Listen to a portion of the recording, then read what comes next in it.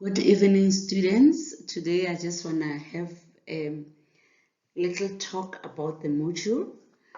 This is just the beginning of the exercises that we are going to do. I'm your lecturer for teaching life skills in grade R, PRGRT04, lecturer Dr. Manyaka. Contact details. The email is there. You do have it in your materials. My phone number is 0124296521. You just call it between 8 and 4 o'clock. That's it. My picture, as I said, I'm Dr. Manyaka. I've been teaching this module for the past 3 years, and I hope that we're going to walk this journey together. Thank you. Yeah. In this little video clip, we are going to talk about communication with the lecturer. We're going to talk about the support that I'm going to give you. We're going to talk about critical administrative matters. Some of them they already posted, but just to emphasize orientation into the module, the purpose, and just the assessment. I will not say a lot of things. We'll have clippets there and there. As I said, these are my details. Just always remember to include your module name. Some of you are asking questions and I have to go back. Which module is this? You tell me. Which assessment is this? So we keep on going back and forth instead of just having one line communication. And then make sure that you include your name. Always use my live email. We do not answer any email except if it's my live. Important communication rules and regulations.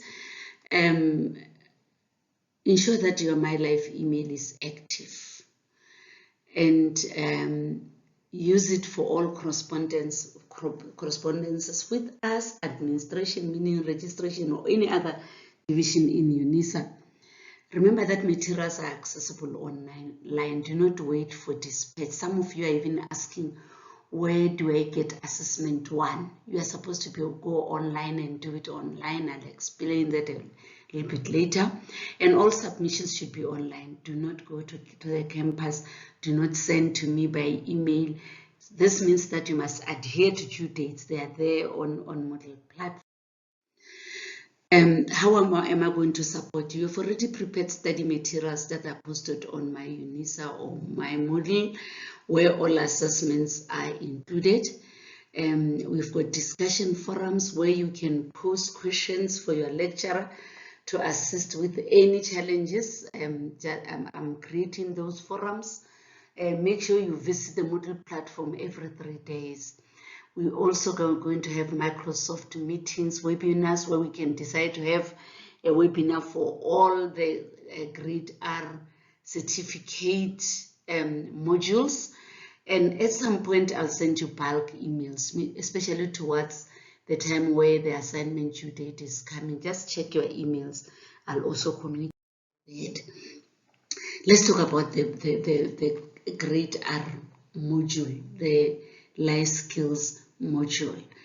I'm comparing it with the life skills in foundation phase. Remember, in foundation phase, we are talking about grade R to 3. It's almost the way our life skills originate from, except that now we are only focusing on grade R. And the foundation phase is organized into 4 study areas, beginning knowledge, personal and social well-being, creative arts, and physical education. But on the right, the main division for the grade R certificate is beginning knowledge, personal and social and emotional well-being. Remember, when we talk about those personal, we are still going to have in social well-being, we're still going to have our technology, our creative arts. It's a bit expanded because here is just focusing on grade R alone.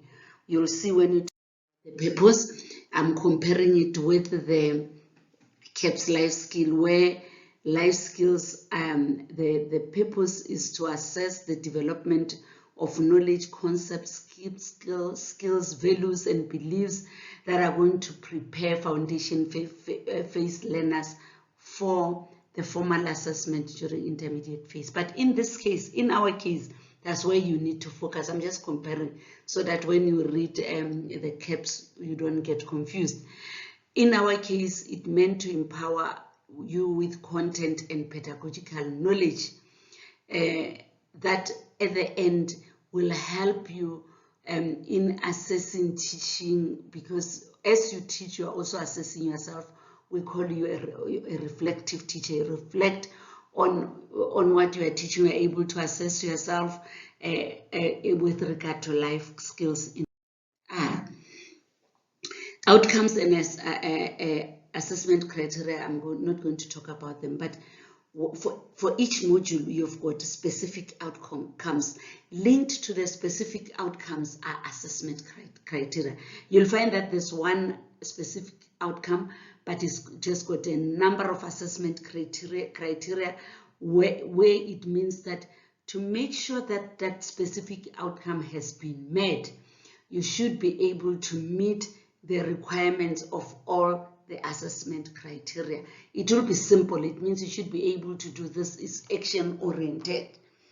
Refer to the study guide, but I would like you to try and understand what integrated approach is, because that has been proven to be a problem, because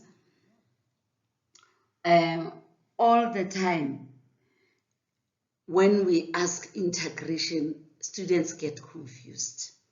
When we talk about integration, it will start from, let's say generally we talk about a class that is integrated. It means all learners with different abilities are included. But when we talk about integration of grade life skills as a module or as a subject, what we mean is that it's not, it's interrelated to other curricula, but at the same time, the learner is not going to be taught in one way.